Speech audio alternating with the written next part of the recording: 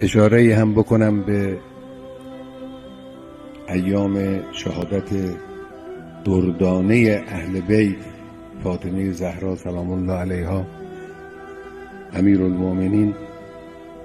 این روزها با دل شکسته، با سینه پر از غم، با عزیزه خود وداع می کند. ودیعه گرانبهای پیغمبر رو به او بر می گرداند. دل امیرالمومنین پر از غم است، اما اراده او و همت او مطلقاً کاستی نگرفته است. این درس برای من و شما.